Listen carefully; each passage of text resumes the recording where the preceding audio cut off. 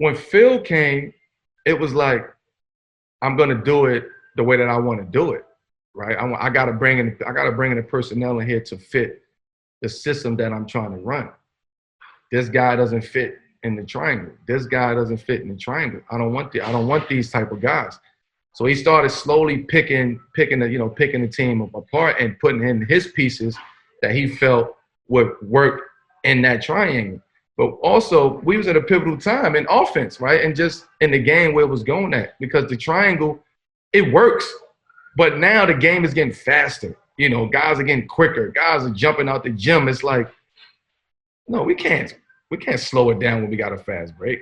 We can't play in the two-guard front when we got Derrick Rose and Raymond Felton. Like, you can't do that. You can't put Derrick Rose up there in the two-guard front. That's just not his game. Like, we need D Rose up and down the court.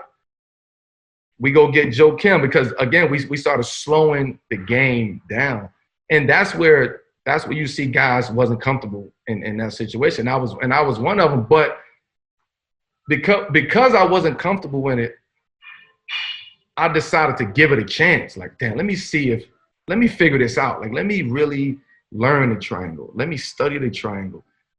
Let me get it to a point where, Phil, you got to come to me and say, yo, you manipulating my triangle. Like I wanted to become the student of it. And I was talking to Kobe all the time just about the triangle and just how to do things. I would call MJ and just get little pointers on him on how to play the triangle. But it was very hard because it wasn't hard to learn it. It was hard to execute it because the personnel wasn't there. But also, Phil, you wasn't the coach. Right. That's an important distinction to make, I think. Right. Yeah. Phil, you wasn't the coach. So because you wasn't the coach, it wasn't going to run the way that you expected it to run. If you want to coach, you come down here and coach, and we would listen. We could run this triangle all day long. What was there pushback though? You mentioned you at first you were sort of uncomfortable with it, and it took some adjusting to. But was there pushback from either Derek or Hornacek or other players about running the triangle? There wasn't no pushback. Guys was unhappy. Guys didn't want to do it, but it wasn't like, nah, we're not doing this. We're not, because again, it works, right? But when you playing that way for a whole 48 minutes, teams make adjustments. You're not making no adjustment. You just continue playing that way. The ball will find you, right? Your body movement and ball movement. Like that's what it is. Wherever you pass the ball out in the triangle, that dictates what happened in the offense, right? So when you start learning that and you start figuring out from a cerebral standpoint, it's like, man, this like, if they make an adjustment, we're done. if they deny the two-guard front, we're done. If they deny the blind pig, we're done. So teams started to do that. Teams started to get smart. Well, when I was with LA and you guys were running this, when I was with the Clippers, I used to actually look forward to guarding it. It was easy. It was I'm not gonna lie, it was just predictable. Yeah. And I understand the concept of body movement, ball movement, no one player dominating the ball. But oftentimes what happens in offenses like that is the ball ends up in the wrong people's hands. Absolutely. And if you're not going fast, hey, that 24-second goes pretty quick. And all of a sudden you're on your second action in the triangle, and the wrong guy has it at 5 seconds on the shot clock. Yes. So I studied the triangle all day, every day, like to the point where it's like there was nothing in the triangle that I didn't know. I used to go sit.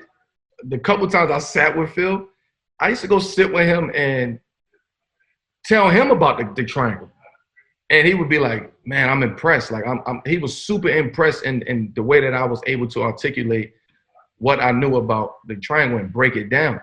And believe it or not, he taught me how to manipulate the triangle. Phil did that. He taught me how to manipulate the triangle because, again, to your point, Jay, wherever you pass the ball, that dictates everything.